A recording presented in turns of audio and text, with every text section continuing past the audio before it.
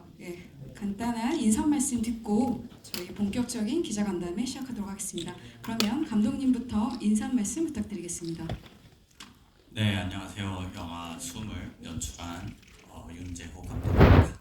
이렇게 영화를 보러 와주셔서 너무 고맙고 감사하고, 네, 좋은 마음으로, 좋은 생각으로 여러분들이 집에 돌아가셔서 또 새로운 고민들을 할 수 있는 시간들을 가질 수 있길 바랍니다. 감사합니다. 네, 수미에 출연한 유재철 장례지도사입니다. 제가 31년 장례지도사를 하고 있는데 그때는 굉장히 천시받던 직업이었거든요. 근데 그런 것들이 지금은 이렇게 영화로도 나오고 여러분들 만나기 위해서 저희 직업을 좀 더 제대로 알고 싶어서 참여를 했고 그것이 직업이 돼서 너무 좋습니다. 감사합니다. 안녕하세요. 유품정리사 김세별입니다. 저는 주로 고독사 발생 현장에서 고인의 유품을 정리하고 마지막 인사 활동을 하고 있습니다. 감사합니다.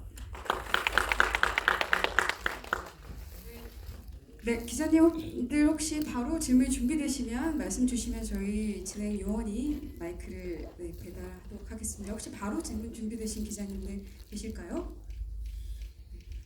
우선 그럼 질문 준비하시는 동안 제가 좀 간략한 질문 감독님과 우리 출연진분들께 여쭙도록 하겠습니다. 우선 감독님, 이 숨이라는 작품을 어떻게 기획하고 연출하게 되셨는지, 그리고 이 두 분을 어떻게 만나게 되셨는지 이야기 나눠주시면 좋을 것 같습니다. 네, 우선 2017년에 제 어머니가 암으로 돌아가시면서 그 죽음을 제가 이제 곁에서 바라보는 과정에서 되게 많은 생각과 고민을 많이 했었어요.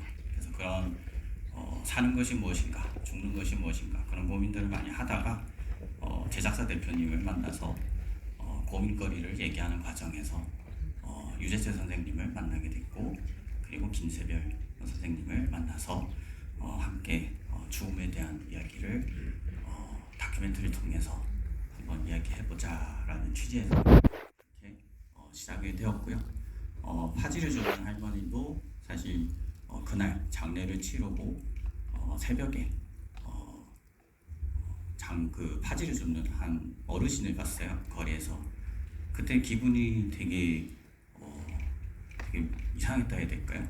그래서 엄마의 죽음을 바라본 뒤에 파지를 줍는 그 어르신을 보았을 때 뭔가 되게 묘한 기분이 들었습니다. 그 파지라는 어떤 누군가에게는 쓸모없어진 그런 물건이 다른 누군가에게는 그런 삶을 이어주는 그런 어떤 연결이 된다는 그런 생각이, 왜 그 순간에 그분을 봤는지는 모르겠지만 그 우연의 어떤 일치가 이 영화를 만들게 된 어떤 계기가 됐던 것 같아요.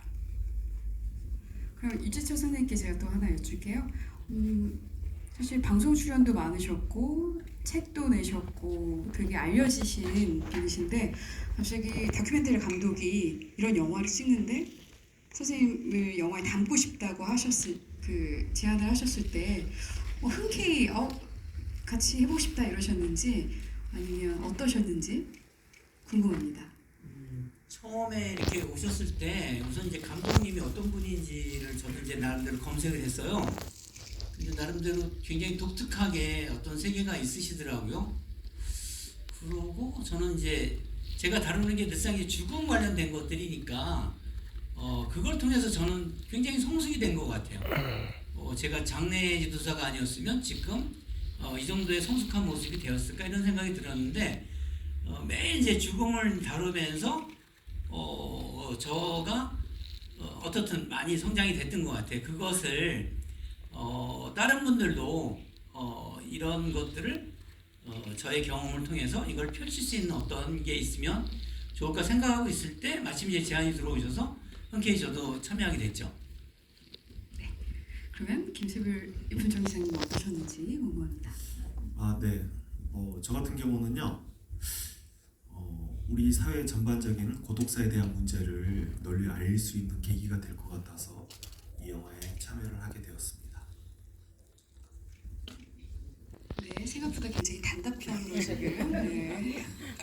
세 문장 정도로 안 될까 생각했지만 네, 핵심을 말씀해 주신 것 같습니다. 그럼 혹시 질문 준비되셨으면 저희가 또 마이크가 배달하도록 하겠습니다. 네, 생각을 좀 정리할 시간이 좀 필요하시죠. 영어가 생각보다 짧았습니다. 하지만 묵직한 여운이 있는 작품인 것 같습니다. 그럼 감독님께 또 말씀 좀 여쭐게요. 사실 다큐멘터리 감독님들은 항상 고민하는 게 대상과 카메라의 거리, 그리고 어디까지 밀착해서 그 대상을 들여다볼 것인가, 피사체를 들여다볼 것인가에 대한 고민이 많으실 것 같은데, 이 작품은 특히 터부시되는 장면들, 그리고 일반 관객들이 특히 스크린에서 보지 못했던 실제하는 죽음의 어떤 모습을 담으시는 거잖아요.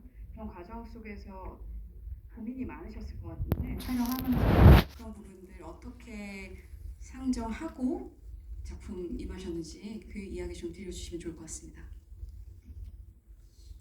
최대한 어떤 이 직업을 가지신 분들의 그런 과정들을 되게 들여다보고 싶었어요. 들여다보고 싶었고 특히 제가 이제 어머니의 장례를 치르고 난 이후에 유재재 선생님과 김세별 선생님을 만났을 때 되게 궁금했어요. 이분들은 어떤 생각을 가지고 고인을 위해서 이런 장례를 치르시고 유품을 정리하실까 너무 궁금했어요. 정말 궁금한 게 많았고 들여다보고 싶었고 특히 그 공간에서 함께 숨쉬고 싶었어요. 그리고 그 안에서 제가 느낄 수 있는 어떤 감정들, 그런 이제 질문들을 정리하는 그런 시간들을 가졌던 것 같아요. 네, 혹시 질문 준비되셨으면 가도록 하겠습니다. 네, 저기 기자님 손 조금 다시 들어주시면 감사합니다. 네, 안녕하세요. 저는 경향신문 전지현이라고 합니다. 감독님께 먼저 질문이 있는데요. 아까 대답해 주셨던 거에 좀 연장선상에서 이게 사실 이 출연자분들의 동의뿐만 아니라 유족분들의 동의도 필요한 장면들이 많이 포함이 되어 있다고 느껴졌는데 그런 부분에서 좀 그 촬영에 동의하시는 분들을 구하기가 어려웠을 것 같다는 생각이 들더라고요. 그래서 그 부분에 있어서 좀 난항이 있지 않았는지가 궁금했고, 그리고 유재철 선생님께도 질문이 있는데 그 영화 말미에 그 염령 치료 관련해서 그 결정을 하시는 그런 사인을 하시는 모습이 등장을 하는데 그 결정을 하신 것이 다큐멘터리를 찍으시면서 좀 이런 결정을 사인을 해야겠다라는 생각이 드셔서 좀 그 과정에서 결심을 하셨던 것인지 아니면 다큐멘터리를 찍기 전에도 좀 그런 것들을 결정을 하실 생각이 있으셨던 와중에 좀 다큐멘터리 진행 과정에서 이런 장면을 담게 된 것인지가 궁금했습니다. 감독님부터. 뭐 쉽지는 않았던 것 같아요. 그렇지만 저희 이제 팀 제작사 대표님과 PD님, 작가님, 저희 이제 다큐멘터리 같이 함께했던 스태프분들과 함께 그런 노력을 많이 했었고요. 몇 차례 이제 잘 안 되기도 했지만 유재철 선생님께서 또 많이 도움 주셨고 유족분들 설득하는 데도 도움을 많이 주시기도 했고 김세별 선생님께서도 도움을 많이 주셔서 사실 유재철 선생님을 되게 많이 믿으시는 그런 유족분들이 많으세요. 그래서 그 덕분에 저희가 어쩌면 힘들 수도 있는 그런 동의들을 구했던 것 같습니다. 이어서 얘기하면 스님들 장례를 잘 못 담게 하거든요. 일반 사람들 못 들어오게 하는데 저 일하는 거 찍는다 그랬어요. 제가 일하는 걸 남겨야 다음에 또 어떤 분들이 이런 일을 하지 않냐고 해서 말씀드렸더니 이제 워낙 이제 스님들하고 한 30여 년 동안 같이 있었으니까 그게 됐던 것 같고요. 좀 아까 이제 그 연명치료 그 사인 한 번은 그냥 뭐 이렇게 보여주려고 한 게 아니었고 제가 2002년도에 일본에서 엔딩 노트를 처음 들어온 사람이에요. 그때 이제 그 일본에 장례 박람회를 갔더니 엔딩 노트가 굉장히 많이 종류가 있더라고요. 그 중에서 제가 한 3종류를 가져와서 우리나라에 맞게, 대한민국에 맞게 한 40페이지 정리를 했었거든요. 그리고 이제 책 나가고 그랬더니 그 이제 인터뷰를 할 때 저보고 썼네. 제가 이제 책 문구 만들고 막 이랬으니까. 근데 써보진 않았거든요, 제 나름대로. 그래서 이제 그런 게 좀 이렇게 머릿속에 있다가 마침 이제 또 연명시로 그거 관계되는 분들이 저한테 이제 강의 요청이 들어와서 거기 가서 강의하고 이러다 보니까 제가 알고 있었어요. 그러다가 이제 그런 얘기를 했더니 그 장면이 좋을 것 같다 그래가지고 당연히 저도 이제 바쁜 와중에 뒤로 미뤘다가 이제 그때 참여하게 된 거죠. 네. 네, 답변 충분하셨는지요? 네. 또 다른 질문 있으시면 마이크가 이동하도록 하겠습니다.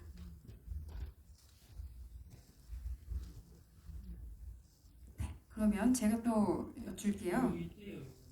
죄송합니다. 안 보였습니다. 네, 잠깐 마이크가 가도록 하겠습니다. 네네, 두 번째 줄 밑으로 내려와 주세요.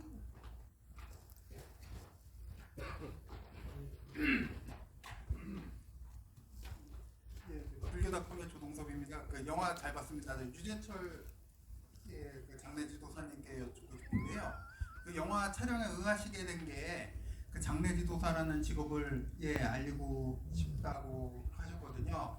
이렇게 30년 가까이 일하시면서 그 아직도 많이 부족할 텐데 어떤 점을 사회에 알리고 싶었는지 일반에 알리고 싶어서 촬영을 하시게 됐나요? 제도적으로나 아니면 뭐 다른 점으로 부족한 게 있다면 좀 말씀해 주시죠. 제 회사 이름이 대한민국 장례문화원으로 졌거든요, 건방지게. 왜 이렇게 졌냐면 제가 이제 한국에만 있을 때는 아무 문제가 없었는데 2002년도에 미국도 가보고 일본도 가보고 뭐 여러 군데 나라 돌아다니면서 이제 공부를 하고 정식으로 또 동대 대학원의 석사과정으로 40 넘어서 이제 공부하고 이러다 보니까 대한민국은 장례문화가 없더라고요. 좀 다른 얘기지만 제가 치른 6분의 대통령이나 큰 스님들만 연결식을 하셔요.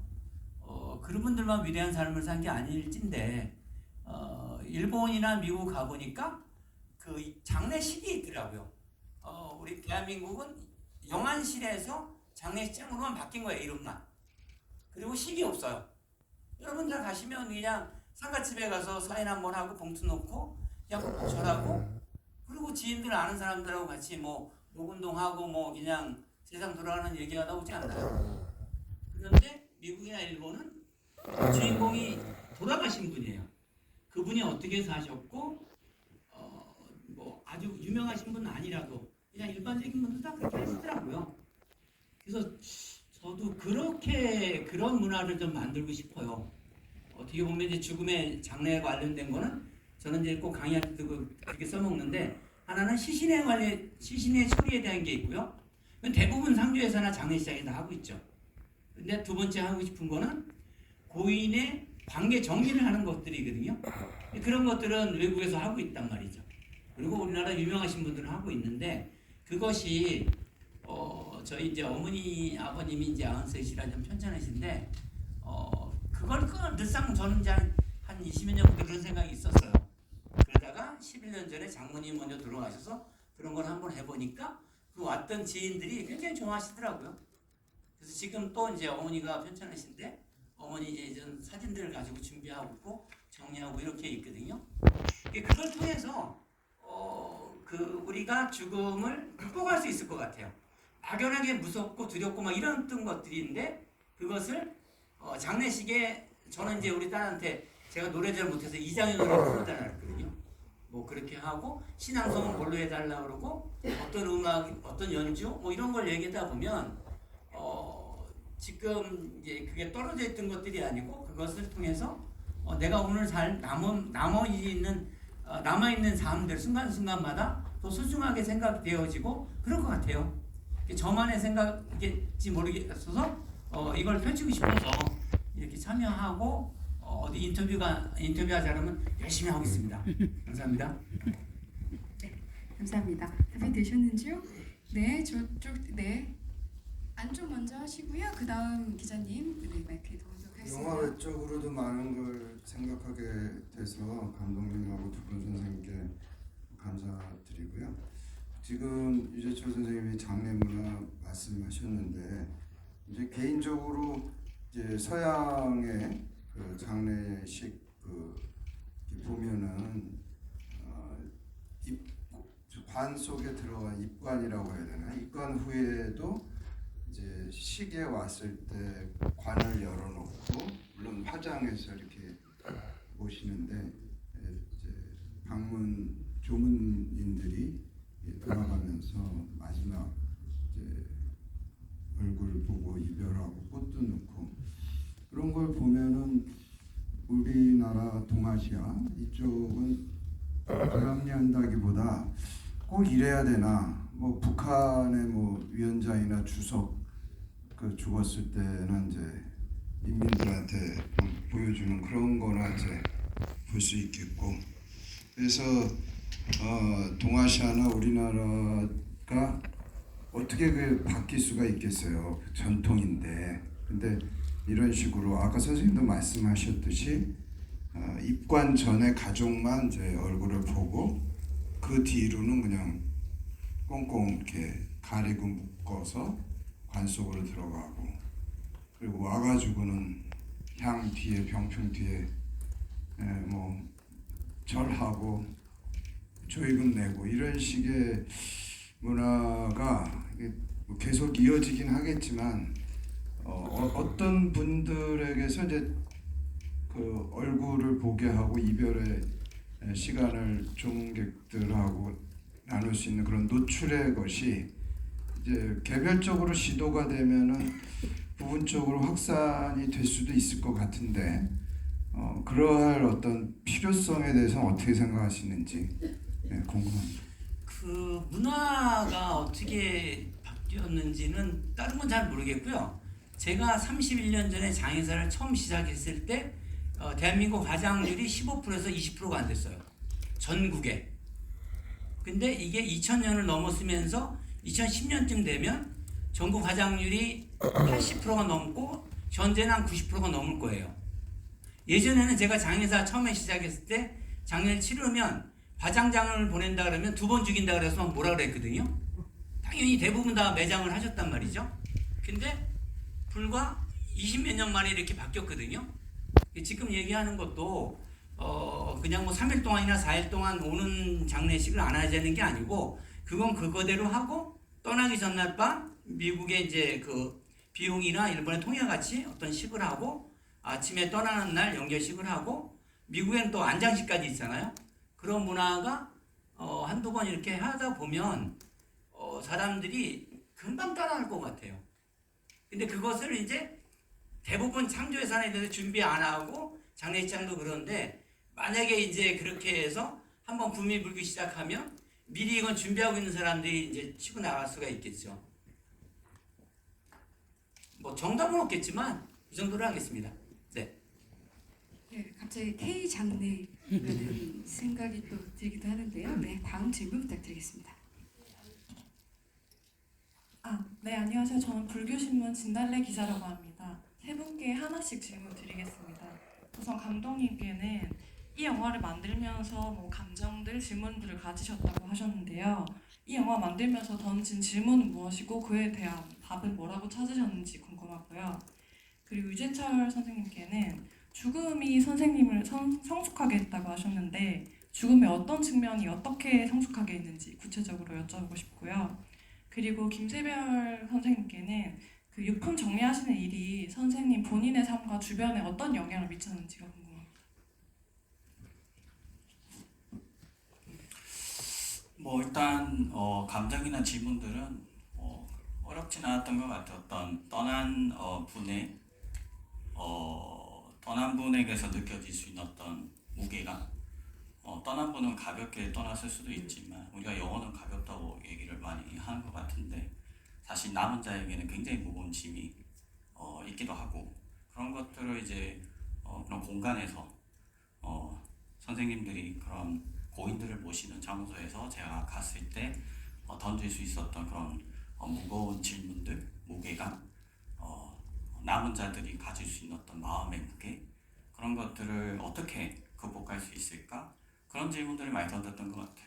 저도 꽤 오랫동안 죽음에 대해서 굉장히 두려운 사람이었고 엄마의 죽음을 받아들이지 못했던 사람 중에 한 명이었고 굉장히 어려웠던 시기가 있었는데 그런 시기를 거쳐가면서 선생님들을 만나고 그 공간에서 같이 숨을 쉬다 보니까 시간이 해결해졌는지는 모르겠는데 굉장히 저 스스로도 어떤 답을 찾았다기보다는 그것을 받아들이는 데 시간이 걸렸던 것 같아요. 어떻게 받아들일 수 있을까?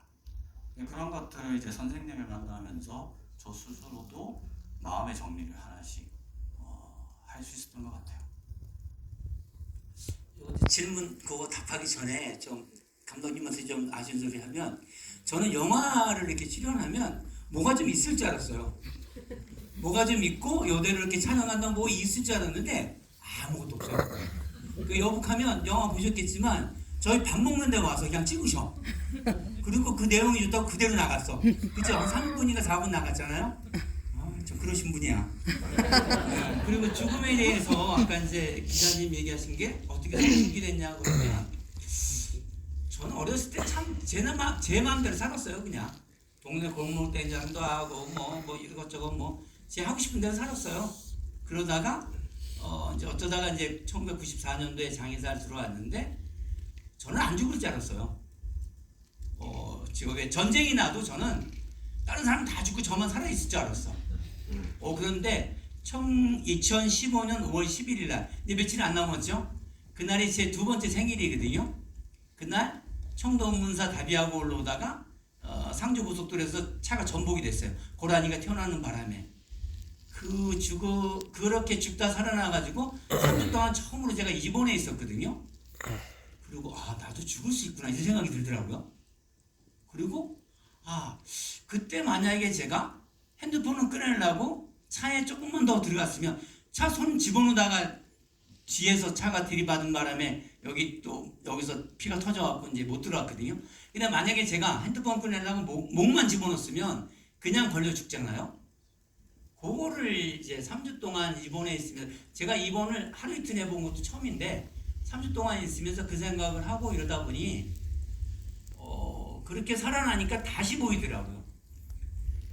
살아오는 게 다시 보이고 내 일도 다시 보이고, 그래서 지금 그때부터 좀 직원들한테 많이 잘해지는 것 같아요. 그 전까지는 싸가지가 바가지였다고 우리 직원들이 그래. 네. 죽어봐야 돼. 네. 저는 유풍정리사가 되고 나서 제 인생이 좀 바뀌었다고 생각을 합니다. 180도 완전히 바뀌었어요. 살아가는 방식도. 제가 다니는 고독사 현장에서 고독사로 돌아가신 분들은요, 죽을 때까지 그렇게 찾아 헤매던 것들이 가족이었습니다.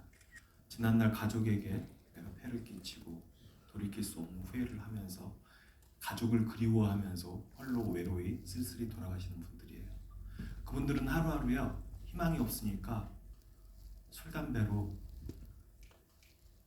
그냥 살기 위해서 마시는 것들이에요. 그게 왜 술을 안 마시면 그날 잠을 잘 수가 없거든요. 여러 가지 생각 때문에 지난날 후회를 하고 있습니다.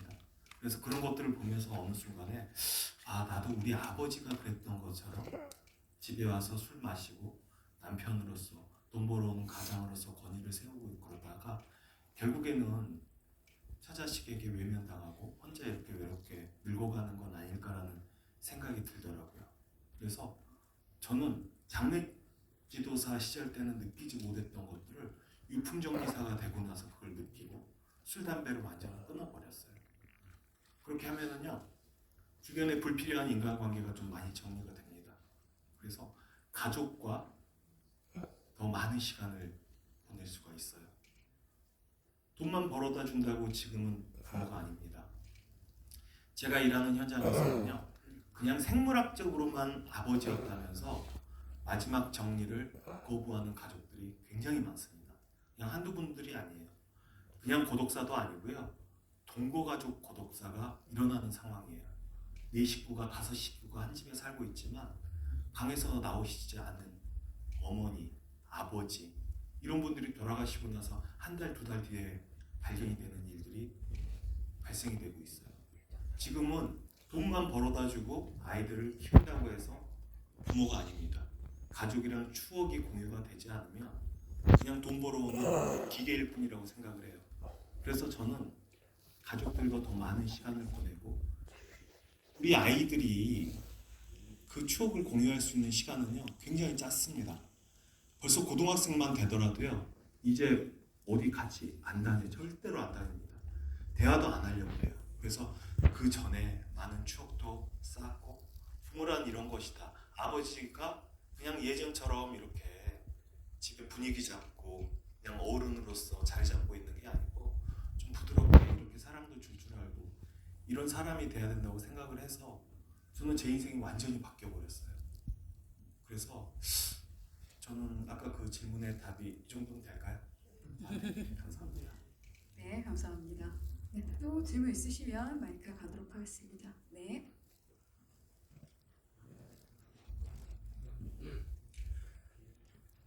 영화평론가 전찬일입니다. 좀처럼 마이크 안 잡는데 평상시에 워낙 말을 많이 하기 때문에 오늘은 한 말씀 드리고 싶은 게 유재철 선생님하고는 술자리도 몇 번 가졌고 윤재호 감독은 마담비나 뷰티풀 데이지를 통해서 제가 팬심을 갖고 있는 감독에서 왔는데 보면서 제가 감사드리고 싶은 거는 저도 연명실험 중단하고 장기 기증에 대해서 아내하고 말만 했지 행동으로 못 옮기고 있는데 이 영화를 보면서 바로 빨리 가능한 빠른 날 실천해야 되겠다는 거를 지금 생각하고 있고 또 하나는 언제 어떻게 나도 한 몇십 년 살 것 같은 생각은 들지만 언제 어떻게 할지 모릅니다.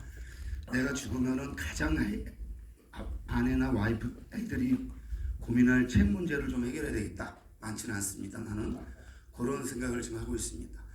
감독님, 윤 감독한테 질문하고 싶은 거는 사실 유재철 선생은 굉장히 유명한 분이잖아요. 대통령 6번, 진보 쪽 3분 다 하고 보수 쪽도 3분 다 하고 해서 공식 대통령 염쟁인데 영화에서 그런 사실을 전혀 부각시키지 않으려고 일부러 덤덤하게 하려는 의식적 노력이 인상적이면서도 조금 개인적으로 왜 저렇게까지 자제를 할까라는 생각이 좀 들었습니다. 그리고 좀 더 죽음의 장면들을 좀 더 많이 보여주고 일상보다는 그런 바람이 있는데 그런 의도 좀 듣고 싶고요. 우리 유 선생님하고 이제 술 먹으면서 전 선생님이 이런 윤재호 감독하고 이런 걸 찍는다 그래서 제가 다 반드시 하셔야 됩니다. 이 윤재호 감독 좋은 감독이니까 그런 게 지금 세월이 흘러가지고 그 영화를 보게 돼서 굉장히 감개무량합니다. 그런데 저는 영화 평론가로서 이 영화를 어떻게 한 사람을 더 보게 할 것인가를 고민하는 사람 중에 한 명인데 원혜영 전 부천시장 겸 국회의원이 웰당 문화운동 이사장인 건 아시죠? 거기랑 이미 사전 연락이 됐을 거라고 판단합니다만은 몇 개월 전에 제가 만났을 때 이 영화 얘기를 했습니다. 연락하셔갖고 빨리 웰당 문화운동 그쪽하고 해서 이 단체 공동체상용 포함한 단체 관람 운동을 열심히 해서 이 의미 있는 영화를 좀 더 많이 볼 수 있게 좀 그 방향으로 노력하시면 좋겠다는 바람을 전하고 다음 주에 이제 매불쇼의 영화를 소개해야 되는데 어떻게 소개될지는 저도 잘 모르겠습니다. 응원하겠습니다. 감사합니다. 한 번 이게 한 잔이 좋구만. 그때 이게 몇 년 전에 그죠? 네, 감사합니다. 또 질문 준비되셨으면